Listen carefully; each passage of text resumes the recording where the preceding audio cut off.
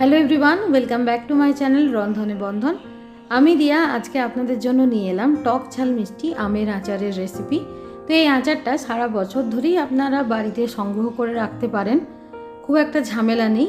এই প্রসেসগুলো একটু টিপসটা মেনে চললেই মোটামুটি এই রকমের একটা আচার রেসিপি কিন্তু তৈরি হয়ে যাবে।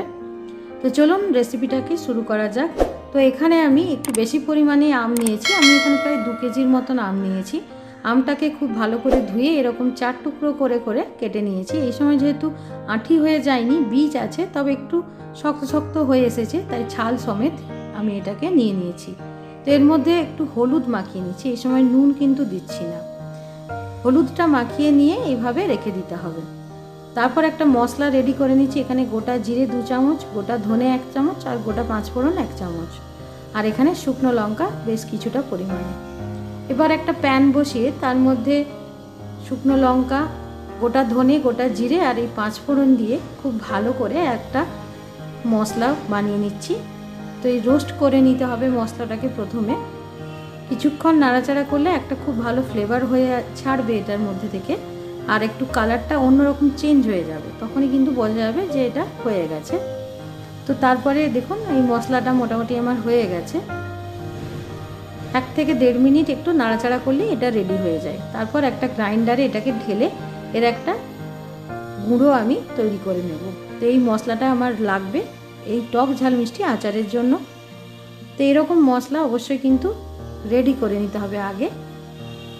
তারপর আমি এই যে হলুদ মাখানো আমটাকে রেখে দিয়েছিলাম, তো অনেকটাই জলটা টেনে নিয়েছে। একটু রোদেও আপনারা দিতে পারেন বা পাখার তলাতেও আপনারা রাখতে পারেন। এবার মেন রান্নাতে চলে আসি। তো এখানে 2 কাপের মতন তেল দিয়ে দিলাম। তার মধ্যে এখানে 10 থেকে 15 কোয়া রসুনকে থেঁতো করে দিয়ে দিচ্ছি। এই রসুনের ফ্লেভারটা এর মধ্যে যখন আসে তেলের মধ্যে খুব সুন্দর একটা ফ্লেভার হয়, আর এই আচারটা খেতেও কিন্তু ভালো লাগে। এবার কেটে রাখা আমগুলো এর মধ্যে দিয়ে দিচ্ছি। আমের সাথে এই রসুন যে তেলটা হলো এটা খুব ভালো করে মাখিয়ে নিতে হবে, পুরো একদম পুরোটার সাথে দিয়ে আমগুলোকে একটু ভাজা ভাজা করতে হবে। এই কাজটা করতে একটু হাতে সময় নিয়ে করতে হবে, কারণ এখানে অনেকটা পরিমাণে আছে। তো যদি কম পরিমাণে থাকে তাহলে খুব একটা অসুবিধা হবে না। তো দেখুন পুরোটাই আমি কিন্তু একেবারে মাখিয়ে নিলাম পুরো তেলের সাথে। তো এইভাবে কিছুক্ষণ কিন্তু খুব ভালো করে নাড়াচাড়া করতে হবে, যাতে আমগুলো অনেকটা ভাজা ভাজা হয়ে আসে। আর এর যে গ্রিন যে ছালটা সবুজ রঙের, এটা যখন চেঞ্জ হয়ে আসবে তখন কিন্তু বোঝা যাবে যে আমগুলো অনেকটাই ভাজা ভাজা হয়ে এসছে। এইভাবে নাড়াচাড়া করতে করতে দেখুন ছালের কালারটা কিন্তু চেঞ্জ হয়ে গেছে। এই সময় আমি পরিমাণ মতো নুন দিয়ে দিচ্ছি, আর দিয়ে দিচ্ছি লঙ্কার গুঁড়ো। যেহেতু টক ঝাল মিষ্টি তাই জন্য ঝালটাও একটু দিতে হবে। কাঁচা লঙ্কাও এখানে 6-7টা দিয়ে দিলাম, আর এখানে ভাজা মশলা যেটা করে রাখলাম ওটাও দিয়ে দিলাম। সব একসঙ্গে দিয়ে দেওয়ার পরে খুব ভালো করে কিন্তু মিশিয়ে নেব।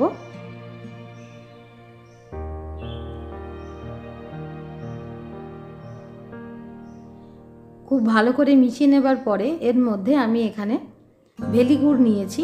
এই গুড়টাকে ছোটো ছোটো টুকরো করে নিয়েছি, আর নিয়েছি কিছু পরিমাণ হাফ বাটির মতো চিনি। তো এখানে আমি চিনি আর গুড় দুটোই ইউজ করছি। প্রথমে চিনিটা দিয়ে দিলাম, তারপর এখানে গুড়টা দিয়ে দিচ্ছি। চিনি আর গুড় দুটো দিলে কিন্তু খেতে দুর্দান্ত লাগে, কালারটাও কিন্তু খুব সুন্দর হয়। এভাবে এই দুটো যখন মেল্ট হয়ে যাবে তখন অনেকটাই কিন্তু বোঝা যাবে এর মধ্যে রসটা ছাড়তে শুরু করবে। এই যে দেখুন আস্তে আস্তে যখন মেল্ট হয়ে গেছে চিনি আর গুড়, তখন কিন্তু এরকম অবস্থায় চলে এসেছে। এবার এটাকে অনেক দিন সংরক্ষণ করতে গেলে অবশ্যই একটুখানি ভিনিগার দিতে হবে। তো আমি এখানে 2 চিপির মতন ভিনিগার একেবারে শেষ পর্যায়ে দিয়ে দিলাম। যখন এই রান্নাটা হয়ে আসবে তখন কিন্তু এরকম শেষ পর্যায়ে ভিনিগারটা দেবেন। তারপর একটু ঠান্ডা করে কোনো একটা কাঁচের বয়ামে রেখে সংরক্ষণ করলেই কিন্তু এই টক ঝাল মিষ্টি আচারটা তৈরি হয়ে যাবে।